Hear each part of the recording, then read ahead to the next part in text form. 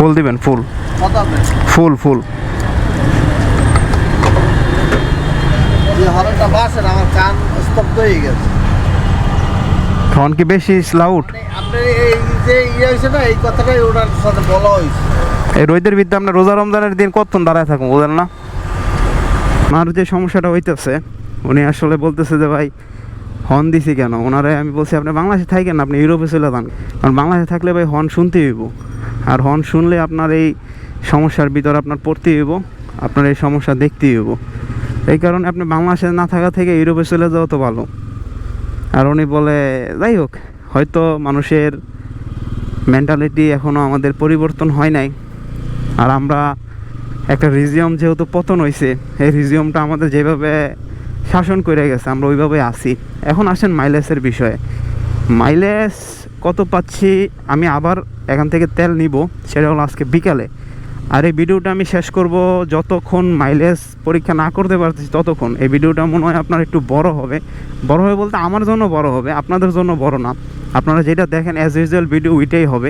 আমার জন্য এই ভিডিওটা করতে 2-3 দিন সময় লাগবে, কারণ আজকে তো সম্ভব না। আজকে এখন বাসায় যাব, বাসায় যেয়ে আমি বিকালে আবার বের হব। বিকালে বের হয়ে আমি 40 কিলোমিটার রাইড করব, তারপর আবার আমি বাইকের তেল ভরবো। এখন আছে 477 কিলোমিটার, 2477 কিলোমিটার বাইক বর্তমানে রানিং করতেছে। আর আমি বাইকের তেলটা একদম ফুল নিছি। 1300 টাকার তেল ঢুকছে, 1310 টাকার একটু বেশি ঢুকছে, মানে 50 টাকার বেশি তারা নিচ্ছে। এটা চোরামি করে নিচ্ছে, কারণ আমার বাইকের তেল যখন আপনার এক দাগ থাকে তখনই আপনার আমি যদি ঢুকাই 1350 টাকার তেল ঢুকলে আমি যতটুকু ঢুকছে এতটুকু হয়ে যায়।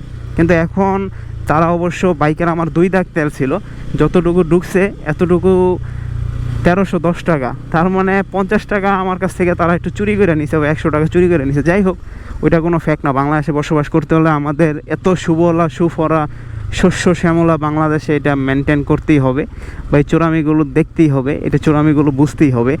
সো ভিডিওটা দেখতে থাকেন, কন্টিনিউ করতে থাকেন। আর এই ভিডিওটা এরপর কোথা থেকে স্টার্ট হয় সেটা আমি বলতে পারতেছি না। এখন বর্তমানে রানিং আছে 2477 কিলোমিটার। যখন আমি তেলটা নিছি আমি সেম আবার আপনার 40 কিলোমিটার রাইড করে এখানে আসব, তারপর আবার তেলটা নিব। এখন ওই অবস্থাতে কত টাকার তেল ঢোকে সেটাও আপনারা জানবেন, বা সেটাও আপনাদের আমি বলবো। আমার বাইকে 1310 টাকার তেল ঢুকছে, 1309 টাকার আর কি, উনি 10 টাকা নিছে, 9 টাকায় আমি ধরি।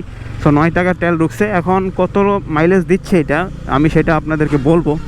আর ফুল করার আরেকটা রিজন আছে, আমি এখন বাসায় একটা জিনিস আর কি এনে রেখেছি, সেই জিনিসটা আপনাদের আরেকটা ভিডিওর মাধ্যমে দেখাবো। ফ্লেমিঙ্গোর ওই জিনিসটা আমি এটাতে ইউজ করব। অবশ্যই অকটেন বুস্টার না, অনেকে বলবেন অকটেন বুস্টার না, এটা অকটেন বুস্টার না, ওইটা আরেকটা জিনিস আছে। ওই জিনিসটা আপনারা চাইলে বাইকে ইউজ করতে পারেন। এফআই বাইকে ইউজ করলে মোটামুটি ভালো হয়। আর যেগুলো বাইকে একটু জং পড়া প্যারা আছে ওইসব বাইকে ইউজ করলে আমার মনে হয় আপনার জং সমস্যাটা আর হবে না। আমার বাইকটা মাইলেজ টেস্ট চলতেছে। আপনারা অনেকে যারা ভিডিওটা শুরু থেকে দেখতেছেন তারা বুঝতেছেন বা জানেন যে মাইলেজ টেস্ট আমার বাইকটা শুরু করেছি। এখন আপনারা অনেকে কমেন্ট করে জানাইছেন যে ভাই মাইলেজ কত দিচ্ছে। আপনাদের জন্য মাইলেজটা টেস্ট করতেছি, ইভেন আমার নিজের জন্য মাইলেজটা টেস্ট করতে হয়েছে। আমি লাস্ট অয়েল ভরছিলাম আপনার 2477 কিলোমিটার যখন ছিল তখন। এখন আমার বাইকটা রানিং আছে 2550 কিলোমিটার। তো আবার আমি যাব, আমি যেখান থেকে ট্যাঙ্কিটা ফুল করেছিলাম ওইখানে কতটুকু আবার অয়েল ঢোকে, আমি যতটুকু অবস্থায় লাস্ট অয়েল নিছি ওই অবস্থা থেকে কতটুকু ডিফারেন্স আসে সেটা আপনারা দেখবেন। ইভেন তারপর আমি ক্যালকুলেশন করে বলবো কতটুকু মাইলেজ পাচ্ছি বা মাইলেজটা কতটুকু আপডেট হয়েছে। এর ভিতর আবার আমি দুইটা কাজ করছি বলতে আমি এটা আপনার ফুয়েল ক্লিনার সিস্টেম ইউজ করছি। এখন ফুয়েল ক্লিনার সিস্টেম আজকেই আমি ইউজ করলাম। সো আজকে ইউজ করার পর 5 কিলোমিটার মনে হয় চালাই নাই, জাস্ট আমি ইউজ করে একটা ভিডিও শ্যুট করছি।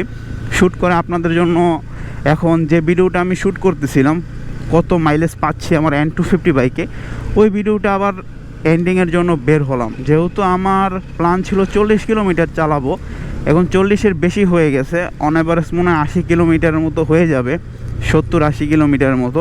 এখন দেখি 70-80 কিলোমিটার চালানোর পর আমার কি 2 লিটার ফুয়েল ঢুকে বা কতটুকু ফুয়েল ঢুকে সেটা আপনাদের আমি দেখানোর চেষ্টা করি, বা আপনারাও দেখেন যে আদৌ কতটুকু মাইলেজ পাচ্ছি সেটা আপনারা তো দেখবেনই।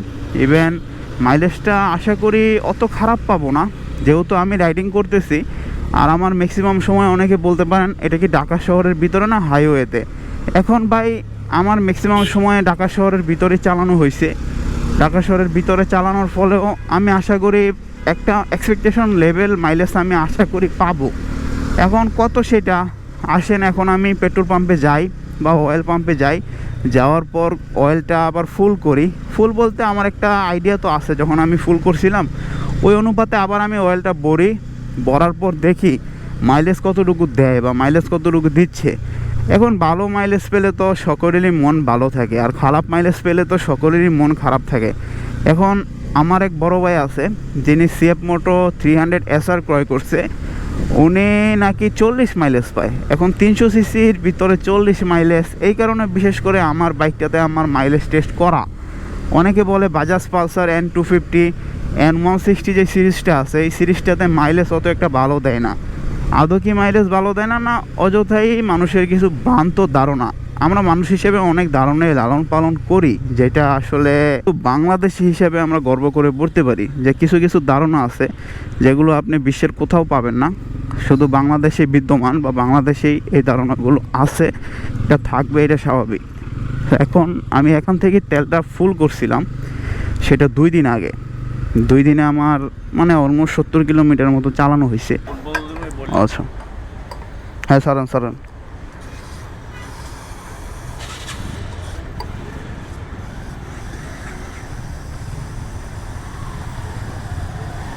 চলো আর লাগবো না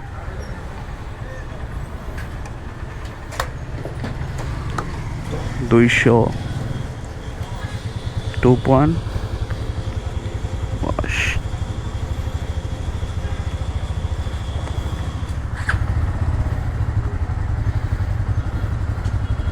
2 লিটার 22 সামথিং এরকম হতে পারে। 279 টাকার তেল ঢুকছে।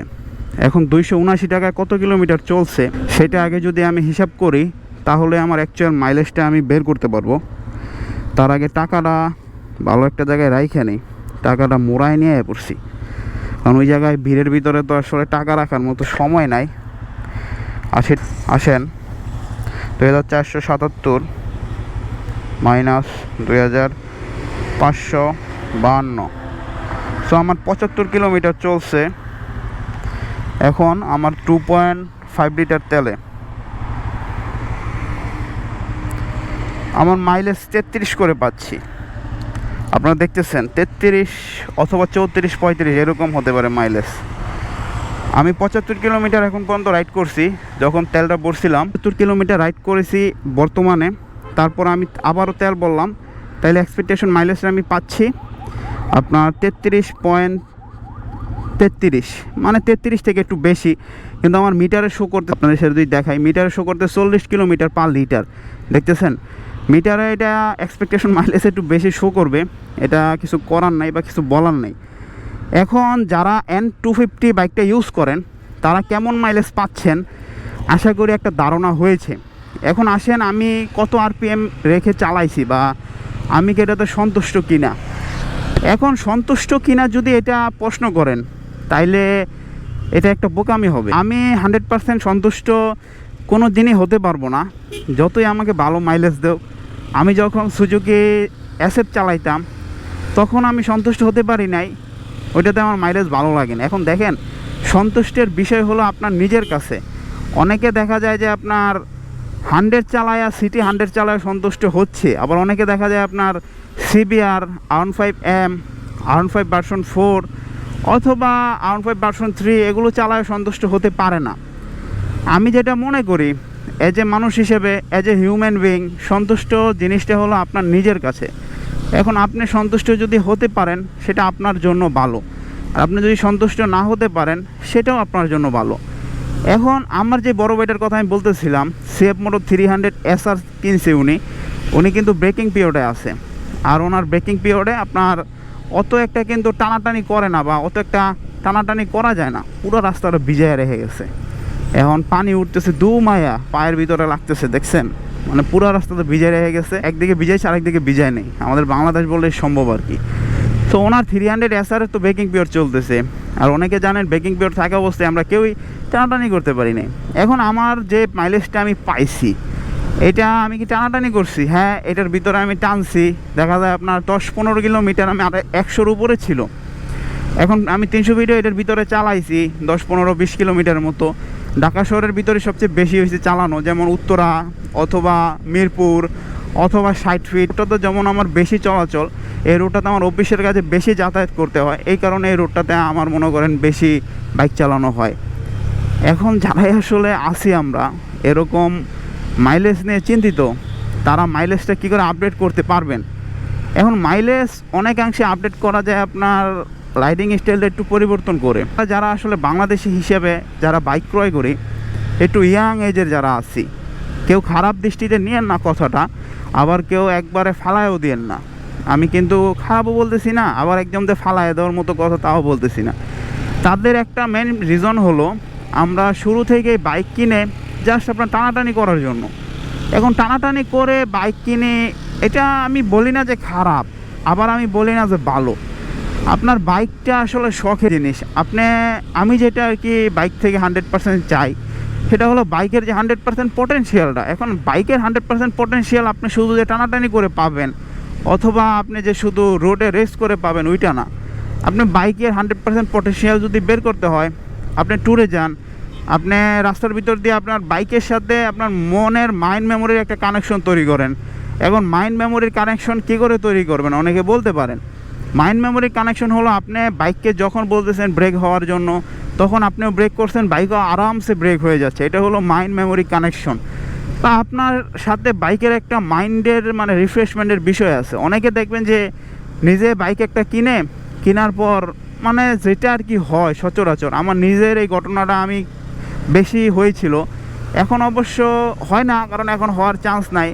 কারণ এখন মনে করেন আমার টাকা পয়সা কমে গেছে, তো আগে তো একটু টাকা পয়সা ছিল, ব্যবসাপাতি করতাম, এই কারণে আমার প্রতিনিয়ত মুড সুইং হতো, মানে এই বাইকটা ভালো না ওই বাইকটা ভালো, ওই বাইকটা ভালো না ওই বাইকটা ভালো। এখন ওরকম যদি হয় আপনাদের, তাইলে আপনাদের বুঝতে হবে যে বাইকের সাথে আপনাদের মাইন্ড মেমোরি কানেকশন নাই। উনি পুলিশের চাকরি করে কিনা জানি না, কিন্তু উনি কিন্তু ফুল হেলমেট ছাড়া চালাচ্ছে।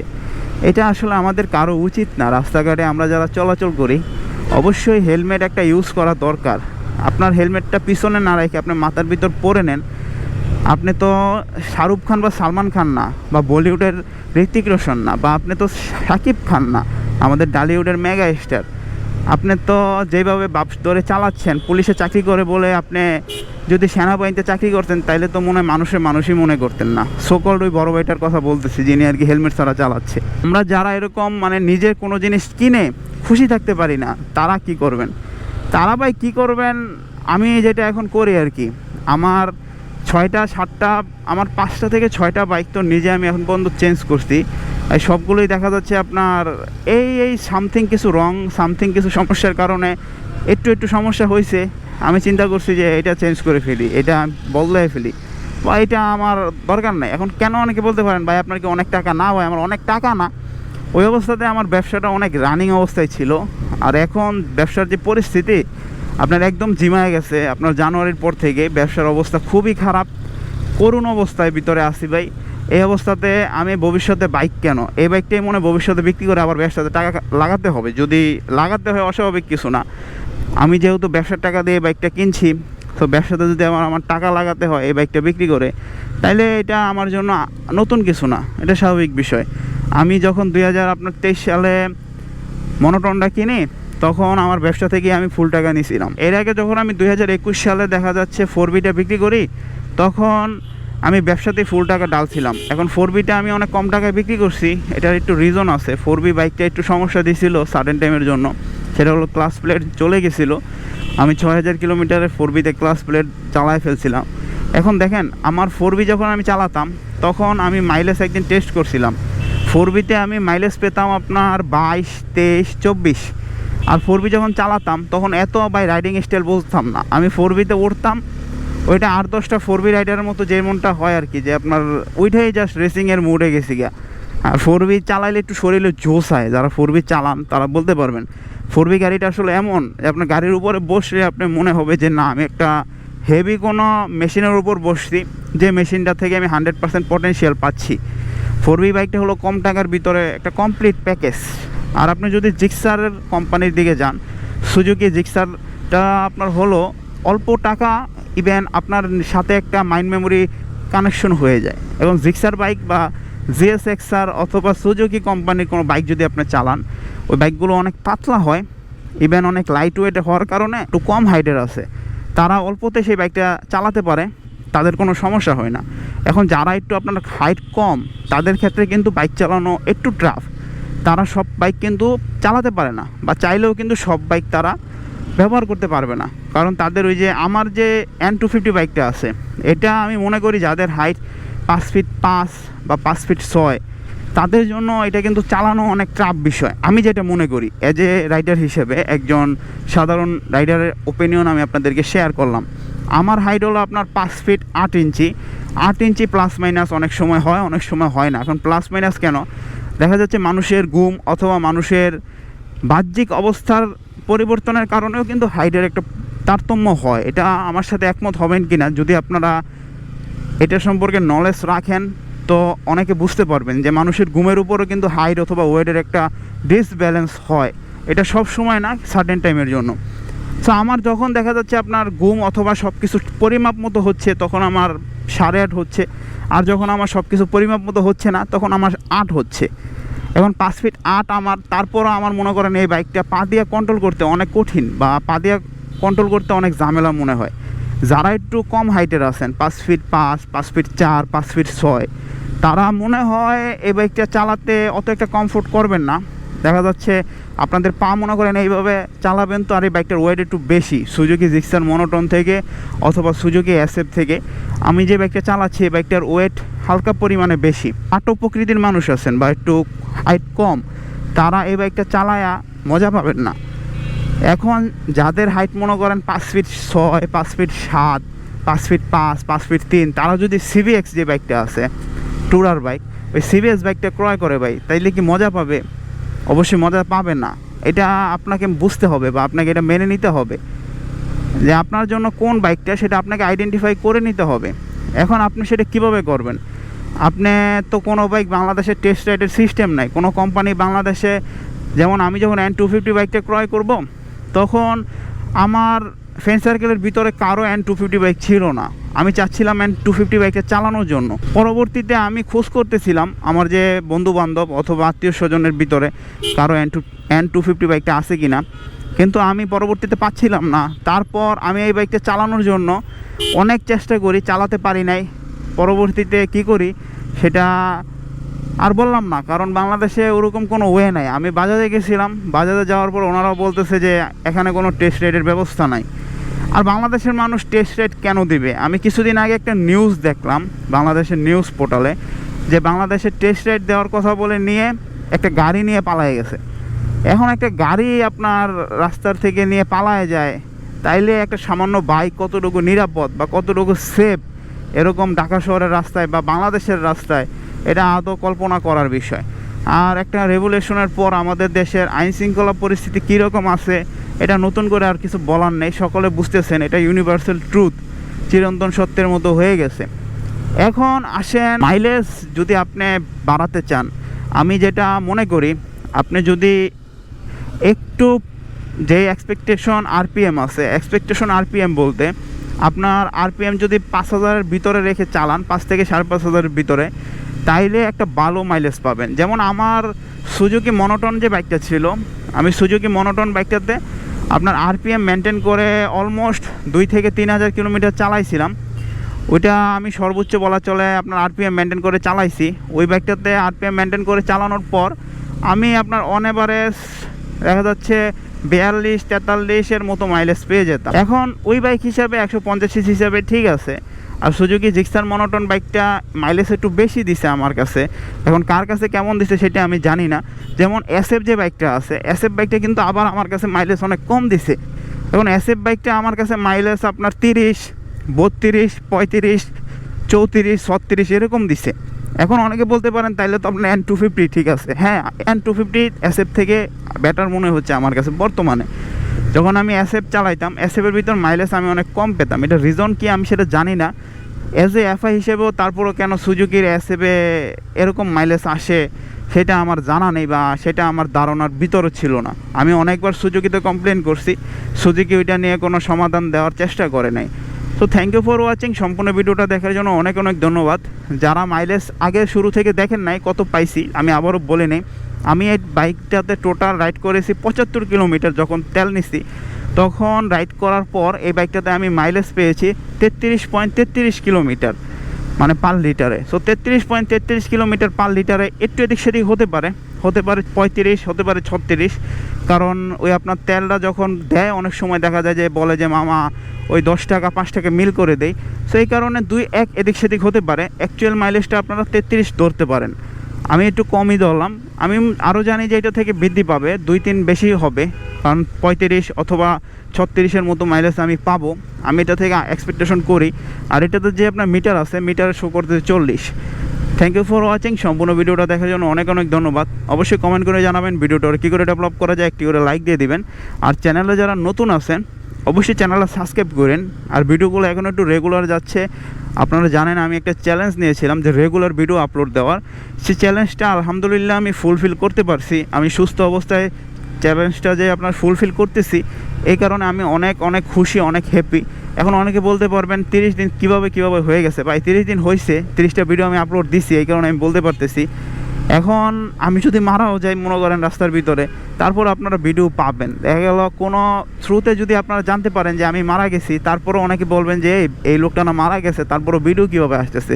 কারণ সব ভিডিওগুলো ভাই শিডিউলিং করা থাকে, শিডিউলের মাধ্যমে ভিডিওগুলো পাবেন। দেখা যাচ্ছে আমি মারা যাওয়ার 1 মাস পরও ভিডিওগুলো পাবেন, কারণ আমি ভিডিওগুলো ওইভাবেই করি যে আমাকে পরবর্তীতে হ্যাসেল না পড়তে হয়।